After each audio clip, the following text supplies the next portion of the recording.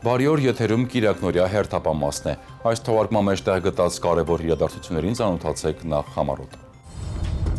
Հասարակական անվտանգության նոր երաշխավորը ոստիկանության գվարդիան նոյեմբերի 1-ից կգործի որպես լիարժեք կառույց։ Խոցելի խմբերի հետ արդյունավետ հաղորդակցությունն ուշադրության կենտրոնում, պարեկների հաղորդակցման հմտությունների կատարելագործման ուղղված հանդիպումները շարունակվում են։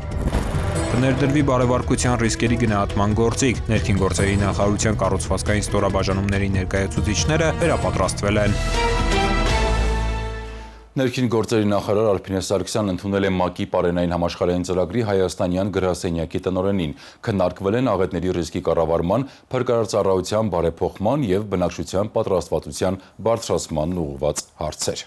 Ներքին գործերի նախարար Արփինե Սարգսյանը հոկտեմբերի 17-ին ընդունել է ՄԱԿ-ի պարենի համաշխարհային ծրագրի հայաստանյան գրասենյակի տնօրեն եւ ներկայացուցիչ Լեյլա Մելիուհին։ Նախարար Սարգսյանը նշանակման կապակցությամբ շնորհավորել է նրան եւ հույս հայտնել, որ նրա նշանակումը համագործակցության ընդլայնման խթան կհանդիսանա, ընդգրկելով նոր ուղղություններ։ Կարևորելով գրասենյակի հետ աղետների ռիսկի կառավարման ոլորտում ձևավորված արդյունավետ գործընկերությունը, Արփինե Սարգսյանը մատնանշել է համատեղ աշխատանքներն ու առաջիկա ծրագրերը։ Նախարարը ներկայացրել է աղետների ռիսկի կառավարման 2023-2030 թվականների ռազմավարությունը, 2023-2026 թվականների գործողությունների ծրագիրը եւ սահմանված գերակայությունները։ Գրասենյակի տնօրենը ներկայացրել է ՄԱԿ-ի պարենի համաշխարհային ծրագրի հնգամյա ռազմավարությունը, կարևորելով պարենային անվտանգության ապահովման եւ աղետներին դիմակայելու կարողությունների ամրապնդման ուղղությամբ կատարվող աշխատանքները։ Քննարկվել են նաեւ փրկարարծառայության վերափոխման տեսլականի, ծառայողների կարողությունների զարգացման, ներքին գործերի նախարարության պետական ռեզերվների գրասենյակի գործառույթներին առնչվող հարցեր։ Կարևորվել է հանրային իրազեկումների միջոցով բնակչության պատրաստվածության համակարգի բարձրացման անհրաժեշտությունը։ Այդ համատեքստում ընդգծվել է կրթական բաղադրիչի շրջանում դպրոցներում իրականացվող աշխատանքների եւ երիտասարդների պատրաստվածության կարևորությունը։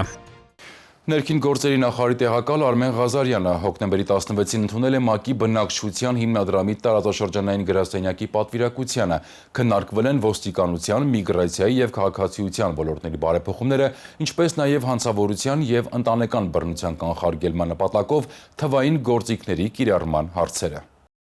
Ներքին գործերի նախարարի տեղակալ Արմեն Ղազարյանը հոկտեմբերի 16-ին ընդունել է միավորված ազգերի կազմակերպության բնակչության հիմնադրամի Արևելյան Եվրոպայի եւ Կենտրոնական Ասիայի տարածաշրջանային գրասենյակի տնօրենի տեղակալ Կլաուս Բեքի գլխավորած պատվիրակությանը։ Ողջունելով հյուրերին Արմեն Ղազարյանը բարձր է գնահատել ձևավորված ինտենսիվ եւ արդյունավետ համագործակցությունը որպես գործընկերային կարևոր հիմք ոլորտային բարեփոխումների առաջխաղացման համար։ Արմեն Ղազարյանը անդրադառնալով ոստիկանության եւ միգրացիայի ու քաղաքացիության ծառայության ընթացիկ բարեփոխումներին ընդգծել է դրանց կարևորությունը հանցավորության կանխարգելման, օտարերկրացիների նկատմամբ խտրականության դեմ պայքարի, ինչպես նաև օրակարգային այլ խնդիրների արդյունավետ լուծման տեսանկյունից։ Միգրացիոն ոլորտի բարեփոխումներին անդրադառնալով փոխնախարարը ընդգծել է, որ Հայաստանը վերջին տարիներին մշակել է համապարփակ ռազմավարություն, որը ընդգրկում է միգրացիայի կառավարման ոլորտի հարցերը։ Փոխնախարարը խոսել է նաև ներքին գործերի նախարարության ենթակա ծառայությունների բարեփոխումների, օրենսդրական նախաձեռնությունների եւ համագործակցության ընդլայնման մասին։ Անդրադառնալով թվային գործիքների կիրառման անհրաժեշտությանը նա նշել է, որ հիմնվելով միջազգային լավագույն փորձի վրա նախատեսվում է համատեղ մշակած թվային լուծումների, այդ թվում ընտանեկան բռնության կանխարգելմանը միտված գործիքների ամբողջական ինտեգրումը ներքին գործերի նախարարության առօրյա աշխատանքային պրակտիկայում, մասնավորապես համայնքային ոստիկանության գործունեության շրջանակում։ Անդրադարձ է կատարվել նաև SafeU հավելվածի գործառնությանն առնչվող հարցերին։ Հավելվածը բազմաֆունկցիոնալ հարթակ է միտված ընտանեկան բռնության ենթարկված անձանց անվտանգությունն ապահովելուն, բռնության կանխարգելման մեխանիզմների ուժեղացմանը, հանրային իրազեկվածության բարձրացմանը։ Կլաուս Բեքը բարձր է գնահատել ներքին գործերի նախարարության համակարգմամբ իրականացվող աշխատանքներն ու այդ նախաձեռնությունները համակարգային ու կայուն դարձնելու ուղղությամբ ներդրված ջանքերը։ Կարևորելով ծրագրերի համապարփակ իրականացումն ու մշտապես նոր գաղափարների ներդրումը, նա պատրաստակամություն է հայտնել շարունակելու արդյունավետ համագործակցությունը։ Քննարկվել են նաև ներքին գործերի նախարարության եւ ենթակա ծառայությունների աշխատակիցների կարողությունների ու հմտությունների զարգացմանը միտված վերապատրաստումների, ինչպես նաև փոխադարձ հետաքրքրություն ներկայացնող այլ հարցեր։ Երկուստեք պայմանավորվածություն է ձեռք բերվել ընդլայնել արդյունավետ համագործակցությունը։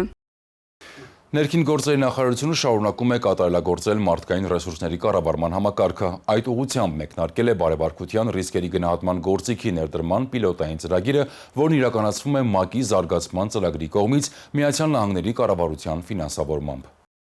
Ներքին գործերի նախարարությունը շարունակաբար լավարկում է մարդկային ռեսուրսների կառավարման համակարգը, բարձրացնելով աշխատանքի արդյունավետության մակարդակը։ Այդ նպատակին է միտված ներքին գործերի նախարարության բարեվարկության ռիսկերի գնահատման գործիքի ներդրման պիլոտային ծրագիրը, որը ԱՄՆ կառավարության ֆինանսավորմամբ իրականացնում է ՄԱԿ-ի զարգացման ծրագիրը։ Պիլոտային ծրագրի մեկնարկից առաջ հոկտեմբերի 15-ից 16-ը ներքին գործերի նախարարության կառուցվածքային ստորաբաժանումների ներկայացուցիչները վերապատրաստվել են։ Վերապատրաստման մասնակիցները ծանոթացել են ներքին գործերի նախարարությունում եւ ոստիկանության ծառայությունում բարեվարկության ռիսկերի ներքին գնահատման մեթոդաբանությանն ու գործիքակազմին։ Ներքին գործերի նախարարության ռազմավարական պլանավորման, քաղաքականության մշակման եւ մոնիթորինգի վարչության պետ Նատալի Սահակյանն իր խոսքում նշել է, որ ներքին գործերի նախարարությունը կարևորում է կադրերի բարեվարկությունը։ Նա վստահեցրել է, որ վերապատրաստման դասընթացը պատասխանատու ստորաբաժանումների անձնակազմերին հնարավորություն կտա զարգացնել բարեվարկության ռիսկերի գնահատման ուղղությամբ կարողություններն ու հմտությունները։ Սա շատ կարևոր է, որովհետեւ դա նախարարությանը տալու է մի գործիք, որը հետագայում նախարարության անձնակազմը արդեն իրենք կարողանան իրենց ուժերով իրականացնել բարեվարկության ռիսկերի գնահատում։ ՄԱԿ-ի զարգացման ծրագրի փորձագետները 2 օրերի ընթացքում ներկայացրել են բարեվարկության ռիսկերի գնահատման մեթոդաբանության թիրախները, կոռուպցիոն ռիսկերի գնահատման, տեսական ու գործնական հիմքերը, ռիսկերի կառավարման շրջանակն ու գնահատման փուլերը։ Մասնակիցները ծանոթացել են բարեվարկության ռիսկերի գնահատման միջազգային փորձին, ռիսկերին արձագանքելու, մշտադիտարկման, վերանայման, հաշվետվողականության եւ զեկուցման մեխանիզմներին։ Հիմնականում շեշտը դրված է կարողությունների զարգացման վրա, որպեսզի ՆԳՆ եւ ոստիկանության ծառայության աշխատակիցները կարողանան հետագայում այս ձեռք բերված գիտելիքների հիմքով շարունակականություն ապահովեն եւ կարողանան այս գործիքակազմերը ներդնեն իրենց ամենօրյա աշխատանքի մեջ։ Այս գործիքակազմը հենց բարեվարկության համակարգում առկա ռիսկերի կառավարման նպատակով ներդրվող է, որպեսզի կարողանանք ռիսկերը կանխարգելել, կառավարել եւ չեզոքացնել։ Մասնակիցները գործնական վարժանքի միջոցով ռիսկերի վերհանում են իրականացրել, ներկայացնելով իրենց մոտեցումներն ու առաջարկությունները։ Վերապատրաստման ուղղված այս ծրագիրը կարծում եմ բավականին արդյունավետ կլինի մեր համակարգի ծառայողների, հատկապես ովքեր որ վերահսկողական գործառույթներ են իրականացնում այդ ծառայողների աշխատանքի կազմակերպման համար, հատկապես որ ռիսկերի գնահատման գործընթացը կարևորվում է մեր վարչության կողմից։ Դասընթացի ավարտին ծավալվել է ակտիվ քննարկում, ամփոփվել են արդյունքները, վերհանվել խնդիրներն ու լուծման ուղիները։ Սեպտեմբերի 1-ից ավելի քան 300 քաղաքացի ավտոմեքենայի սեփականության փոխանցումն իրականացրել է առցանց նոր համակարգը, հնարավորություն է տալիս մեքենայի գնման, վաճառքի եւ գրանցման գործընթացն ավարտել ընդամենը մի քանի րոպեում առանց հաշվառման բաժին այցելելու։ Մի քանի րոպե, մի քանի գործողություն եւ գործարքը պատրաստ է։ Սեպտեմբերի 1-ից մինչ օրս շուրջ 300 քաղաքացի ավտոմեքենայի սեփականության փոխանցում իրականացրել է առցանց karmia.gov.am հարթակի միջոցով։ Նոր հարթակի շնորհիվ քաղաքացիները հնարավորություն ունեն տրանսպորտային միջոցի ձեռքբերման, վաճառքի ու գրանցման գործընթացն իրականացնել ընդամենը մի քանի րոպեում, առանց հաշվառման քննական բաժին այցելելու ցանկացած վայրից, ցանկացած ժամի, հնարավորինս պարզեցված։ Հարթակի մասին իմացել եմ պատահաբար, որ արդեն հնարավոր է on-line տարբերակով իրականացնել առք ու վաճառք, նվիրատվություն եւ նմանատիպ ծառայություններ։ Եթե զբաղվածությունը աշխատանքային բերումով բավականին ծանրաբեռնված է եւ եթե ֆիզիկապես դու դժվարանում ես ժամ գտնել եւ գնալ հասնել, հերթերի մեջ կանգնել, միանշանակ շատ հարմար տարբերակ է։ Բավականին հարմար տարբերակ է, մենք ցած ասած փոխանակում ենք կատարել, երկու գործարք է եղել նորից մեքենա վաճառելուց հաստատ on-line տարբերակով ստանամ։ Իմ համար այդ մաքսիմալ հարմար տարբերակ էր։ Ոգևորիչ էր, որ շատ արագ տվեց մեքենայի սեփականատերը արագ լրացեց իր տվյալները, ես QR կոդը սկանավորեցի ու 2 րոպե է տևել ընդամենը, որ վճարումը կատարել եմ ու փաստացի email-ի ստացել եմ արդեն պայմանագիրը, որ մեքենան հանդիսանում է իմ սեփականությունը։ Նոր եմ իմացել եւ փորձեցի ու շատ հարմար էր մատչելի։ Ժամանակի խնայողության համար այո, խորհուրդ կտամ, որովհետեւ շատ արագ ստացվեց։ Ժամանակի կորուստ չեք ունենում, համար շատ հեշտ է ծրագիրը աշխատում։ Այն որ ցանկացած ժամի ինքը լինում է օգտագործել իրան ծրագիրը, ու ժամի էլ լինի, որ ժամի էլ լինի։ Մեքենայի նվիրատվության գործարք են կատարել, ու ես նվիրատվություն ստացողն էի, որպեսզի չմոտենայինք հաշվառման կենտրոն, որոշեցինք ու ուսումնասիրեցինք ոստիկանության կայքը ու տեսանք, որ նոր գործիք է այնտեղ ներդրվել, որ հնարավոր է Հայաստանում գրանցված մեքենան արդեն առանց մեկնելու կենտրոն on-line տարբերակով անվանափոխություն կատարել։ Ավտոմեքենայի սեփականության իրավունքը փոխանցելու համար անհրաժեշտ է վաճառելու դեպքում նախ գնորդի հետ համաձայնեցնել վաճառքի գինը, իսկ նվիրատվության դեպքում վճարել ավտոմեքենայի հաշվառման գործողությունների տուրքը։ Շատ գոհ եմ, շատ արագ եւ առանց ավելով քաշքշուկների ստացվեց գործարքը, իհարկե խոսք կտամ այլ քաղաքացիների նույնպես։ Ես ինքս ներկայումս պատրաստում եմ կրկին գործարք կատարել առողջարքի ու պատրաստում եմ, եթե հնարավոր լինի այլ կողմի հետ, ելի նույն ձևով կատարել գործարքը։ Հարմար էր, ինտուիտիվ էր, 2 րոպեում առողջարքը արվում է արագ ու վերջել, ոչ մի բարդություն չեմ տեսել։ Միանգամից մի քանի հարց է լուծում հարթակը, հերթագրում ժամանակի կորուս, գույքահարկի հետ կապված տեղեկանքի խնդիրը նույնպես լուծվում է, որովհետև հարթակով միանգամից այդ գումարը արտացոլվում է, վճարում ենք on-line, մոտավորապես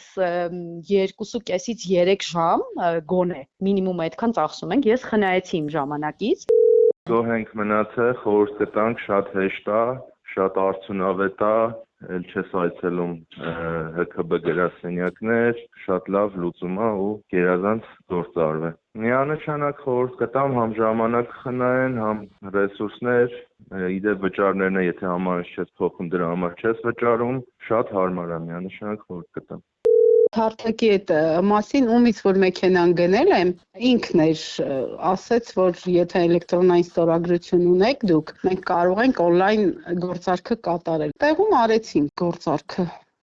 Իրականում հարթակի աշխատանքը շատ պարզ է, շատ մատչելի է, իրականում արժի օգտվել հարթակից։ Հարթակը իդեալական աշխատում է, իրականում ավելի պարզ է, քան սովորական գործարքը ՀՔԲ-ում։ Հարթակը լայն արձագանք է ստացել նաև սոցիալական ցանցերում։ Քաղաքացիները կիսվել են իրենց տպավորություններով։ Ներքին գործերի նախարարությունը հիշեցնում է, որ ավտոմեքենայի առուվաճառք իրականացնելիս գնորդը պետք է ունենա վարորդական իրավունքի վկայական։ Վաճառվող տրանսպորտային միջոցը պետք է ունենա միայն հերթական կամ ցանկալի պետհամարանիշ։ Հիշեցում, եւ գնորդը, եւ վաճառողը պետք է անցնեն խիստ նույնականացում «Ես եմ» համակարգի միջոցով անվտանգության բարձր մակարդակ ապահովելու համար։ Նոյեմբերի 1-ից կգործարկվի ոստիկանության գվարդիան ոստիկանության 4 հենասյունային մասնագիտացված ծառայություններից մեկը։ Նոր կառույցը կոչված է ամրապնդելու երկրի ներքին անվտանգության համակարգը, կիրառելով հասցեական եւ ժամանակակից գործիքակազմ։ Նոյեմբերի 1-ից կգործարկվի ոստիկանության գվարդիան ոստիկանության 4 հենասյունային մասնագիտացված ծառայություններից մեկը։ Այն նպաստելու է Հայաստանի ներքին անվտանգության համակարգի ամրապնդմանը առավել հասցեական եւ թիրախային գործիքակազմի միջոցով։ Ավարտական փուլում է ոստիկանության գվարդիայի կառուցվածքային մոդելը, հստակեցված է գվարդիայի գործառույթների շրջանակը։ Այն կգործի որպես լիարժեք կառույց, չլինելով ոստիկանության որևէ ստորաբաժանման իրավահաջորդը։ Ոստիկանության գվարդիայի հիմնական խնդիրներն են հասարակական կարգի պահպանությունը եւ հասարակական անվտանգության ապահովումը, պետական պահպանության ենթակա կարևորագույն նշանակության օբյեկտների պահպանությունը, ինչպես նաեւ հատուկ բեռների տեղափոխման անվտանգության ապահովումը, ռազմական դրության իրավական ռեժիմի եւ արտակարգ դրության իրավական ռեժիմի ապահովմանը, ինչպես նաեւ արտակարգ իրավիճակներում բնակչության պաշտպանությանը մասնակցելը, հատուկ պետական պաշտպանության ենթակա անձանց անվտանգության ապահովման աջակցելը եւ քրեական վարույթն իրականացնող մարմիններին օժանդակելը։ Այս փուլում ակտիվորեն ընթանում է գվարդիայի ծառայողների վերապատրաստման գործընթացը։ Ոստիկանության գվարդիայի ձևավորման առաջին անգամ ուժի մեջ է մտնելու ուժային միջոցների միջազգայինորեն ընդունված ստանդարտները։ Առանց համապատասխան հատուկ պատրաստության գվարդիայի ծառայողը իրավունք չի ունենա կիրառել ուժային միջոցներ։ Գվարդիայի ստորաբաժանումների կառուցվածքի մշակումը, նյութատեխնիկական բազայի ձեռքբերումը վերջնական փուլում են։ Ծառայողները կունենան նաև գործառույթների իրականացմանը համապատասխանեցված համազգեստ։ Միջազգային ստանդարտներին համապատասխան սպառազինությամբ ու վերապատրաստված անձնակազմով ոստիկանության գվարդիային կվերապահվի հասարակական կարգի պահպանությունն ու հասարակական անվտանգության ապահովումը։ Խոցելի խմբերի հետ շփման առանձնահատկություններին եւ հաղորդակցման հմտություններին նվիրված քննարկում է անցկացվել ներքին գործերի նախարարության կրթահամալիրում։ Բարեկային ծառայողները հանդիպել են մարդու իրավունքների պաշտպանության միջազգային փորձագետ Դավիթ Թումասյանին։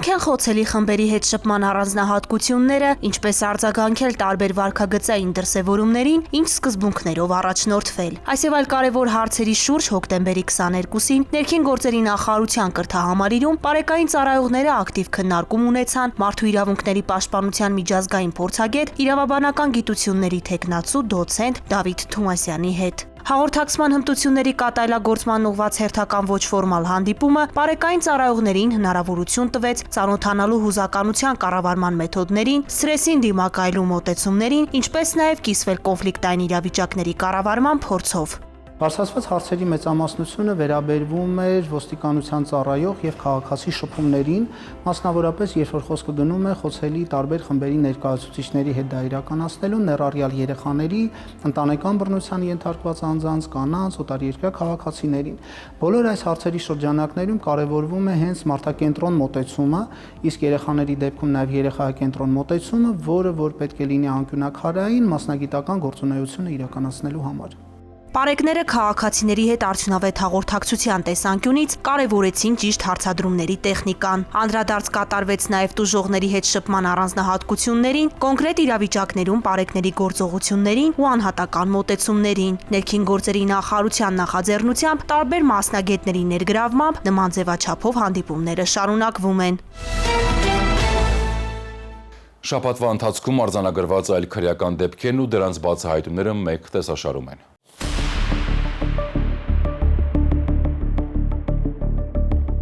Հոկտեմբերի 10-ին ժամը 4:40-ին ոստիկանության օպերատիվ կառավարման կենտրոն ստացվել է ահազանգ, որ Երևանի Քեռու փողոցում գտնվող հյուրանոցում, որտեղ վարձակալական հիմունքներով բնակվում են օտարերկրյա քաղաքացիներ, դիմակավորված անձինք են մուտք գործել տարբեր սենյակներ։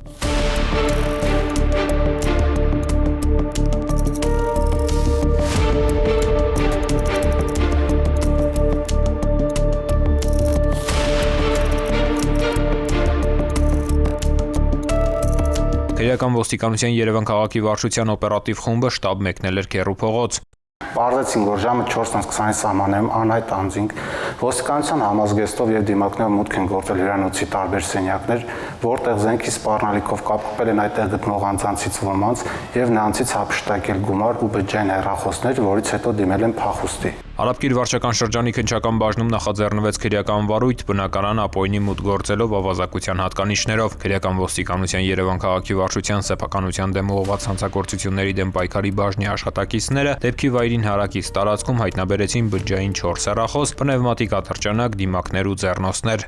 Ենթադրեցինք, որ հանցանք կատարած անձինք փախուստի ճանապարհին դիտավորությամբ նետել են դիմակները եւ ձեռնոցները, իսկ հափշտակված հեռախոսների մի մասը եւ նրանց մոտ արկա զենքը իրենց կամքից անկախ հանգամանքներում վայր են գցել, քանի որ հեռանալու ճանապարհը անցնում էր կտրուկ վայրեջքով։ Օպերատիվ հետախուզական հետագա միջոցառումները ձեռնարկվեցին քրեական ոստիկանության գլխավոր վարչության ծառայողների հետ։ Պարզվեց, որ ավազակությունը կատարած 9 տղամարդկանցից մեկը Մայրաքաղաքի Ֆրիկի փողոցի բնակիչ է 41 տարեկան, իսկ մյուսները օտարերկրացիներ։ Հետագա համատեղ միջոցառման շնորհիվ հոկտեմբերի 10-ի երեկոյան երևանցին հայտնաբերվեց ու ձերբակալվեց։ Հաջորդ օրն առավոտյան ձերբակալվեցին նաև 38-ամյա հասակակից օտարերկրացիներ։ Հանցանք կատարած մյուս անձանց հայտնաբերելու նպատակով համագործակցեցին քրեական ոստիկանության գլխավոր վարչության Սյունիքի մարզային վարչության ծառայողների հետ, ինչի արդյունքում հոկտեմբերի 11-ին 6:30-ի սահմաններում հանցանք կատարած անձանցից 4-ը հայտնաբերվեցին Մեղրիի անցակետում, ինչպես նաև դեռևս շարունակում են միջոցառումները հանցանք կատարած մյուս 2 անձանց հայտնաբերելու ուղղությամբ։ Ձերբակալվածները ներկայացվել են նախաքննական մարմին, նրանց խոզարկությամբ հայտնաբերվել են գողոն հանդիսացող իրեր, պլանշետներ, բջջային հեռախոսներ եւ գումար։ Ձեռնարկվում են միջոցառումներ դեպքի բոլոր հանգամանքները պարզելու ուղղությամբ։ Հոկտեմբերի 18-ին ժամը 10-ի սահմաններում Մայրաքաղաքի Տիգրան Մեծի պողոտայում Մայրաքաղաքի պարեկները նկատել են BMW մակնիշի մի ավտոմեքենա, որի վարորդը ըստ օպերատիվ տեղեկության զբաղվում էր տեղադրելու միջոցով թմրանյութի իրացմամբ։ Սահմանված կարգով պարեկները կանգնեցրել են ավտոմեքենան, սակայն վարորդը չի ենթարկվել ու դիմել է փախուստի։ Արցախի պողոտայում BMW-ն ինքնավթարի է ենթարկվել։ Վարորդը դուրս է եկել մեքենայից, իր մոտ եղած պայուսակը նետել մոտակա այգին ու փորձել փախչել, սակայն դա էլ չի հաջողվել։ Վարորդը ձերբակալվել ու տեղափոխվել է համայնքային ոստիկանության Էրեբունու բաժին։ Պարզվել է, որ նա Գեղարքունիքի մարզի Լուսակոն գյուղի բնակիչ է, 26 տարեկան։ Կազմված փաստաթղթերը փոխանցվել են Էրեբունի եւ Նուբարաշեն վարչական շրջանների քննչական բաժին, որտեղ նախաձեռնվել է քրեական վարույթ։ Նույն օրը քրեական վարույթի շրջանակում կատարվել է դեպքի վայրի զննություն։ Երիտասարդի նետած պայուսակում հայտնաբերվել է դեղնականաչավուն զանգվածով 35 փաթեթ, ընդհանուր մոտ 57 գրամ քաշով։ Պայուսակում կար նաև 3 փամփուշտով լիցքավորված ատրճանակ ու եւս 7 փամփուշտ պահունակի գրպանիկում։ Նախաքննությամբ հանգամանքները պարզվում են։ Հոկտեմբերի 17-ի գիշերը Արմավիրի մարզի պարեկները Փարաքար գյուղում ստուգման նպատակով կանգնեցրել են Dodge Magnich-ի մի ավտոմեքենա։ Ստուգման ընթացքում պարեկները մեքենայի սրահում նկատել են հրազենի նմանվող առարկա։ Էջմիածնի բնակիչ 23-ամյա վարորդն ու նրա համակարգացի 31-ամյա ուղևորը ներկայացվել են համայնքային ոստիկանության Վաղարշապատի բաժին, իսկ ավտոմեքենան տեղափոխվել է պահպանվող հատուկ տարածք։ Ուղևորի խոզարկությամբ հայտնաբերվել է մարիխուանայի նմանվող զանգված։ Վաղարշապատի քննչական բաժնում նախաձեռնվել է քրեական վարույթ, որի շրջանակում հոկտեմբերի 18-ին խոզարկություն է կատարվել Dodge Magnich-ի ավտոմեքենայում։ Հայտնաբերվել է ջնջված համարով Մակարով տեսակի մարտական ատրճանակ։ Նախաքննությամբ հանգամանքները պարզվում են։ Ծանուցում ենթադրյալ հանցանքի մեջ կասկածվողը կամ մեղադրվողը համարվում է անմեղ, քանի դեռ նրա մեղավորությունը ապացուցված չէ Հայաստանի Հանրապետության քրեական դատավարության օրենսգրքով սահմանված կարգով, դատարանի օրինական ուժի մեջ մտած դատավճռով։ Համայնքային ոստիկանության հիմնական առաքելությունը հասարակության հետ բաց եւ վստահելի կապի ամրապնդումն է։ Այդ համագործակցությունը օգնում է կանխել իրավախախտումները, ընտանեկան բռնության դեպքերը եւ պաշտպանել անչափահասներին։ Արտաշատի համայնքային ոստիկան Արգիշտի Բարբարյանը պատմում է իր աշխատանքի առանձնահատկությունների, մարդկանց հետ ամենօրյա շփումների եւ համայնքին ծառայելու պատասխանատվության մասին։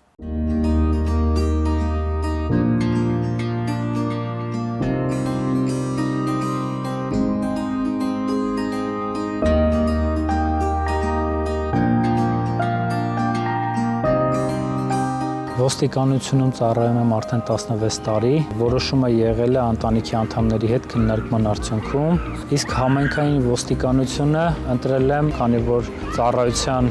գրեթե բոլոր տարիներին աշխատել եմ, ծառայել եմ անչափահասների գործերով եւ ընտանեկան բռնության կանխարգելման բաժանմունքում, իսկ համայնքային ոստիկանության ձևավորմամբ տվյալ ստորաբաժանումը եւս ներառվեց համայնքային ոստիկանության կազմում։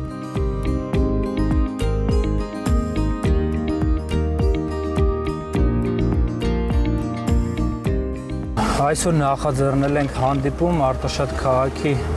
թիվ 3 հիմնական դպրոցի բարձր դասարանի աշակերտների հետ։ Թեման անչափահասներին հանցավոր եւ այլ հակահասարակական արարքներից զերծ պահելն է։ Բարև ձեզ երեխաներ։ Անչափահասների հետ հանդիպումների ընթացքում հիմնականում խոսում ենք իրենց իրավունքների, իրազեկվածության բարձրացմանը վերաբերող թեմաներից, տարբեր այլ իրավական թեմաներից, ինչու չէ նաև ընտանեկան բռնությունից, անչափահասի նկատմամբ բռնությունից, անչափահասների հանցավորությունից։ Անչափահասների հետ շփումներում մենք գործ ունենք դեռևս լիովին չձևավորված անհատականության հետ, հոգեհուզական զգայուն վիճակում գտնվող երեխայի հետ եւ շեշտը դնում ենք այն հանգամանքի վրա, որ սկզբում կարողանանք կայուն կոնտակտ ձևավորել անչափահասի հետ վստահության մթնոլորտ, որպեսզի անչափահասը իրեն հուզող հարցերի եւ խնդիրների մասին մեզ ազնիվորեն եւ ամբողջությամբ առանց որևէ դետալ թաքցնելու պատմի։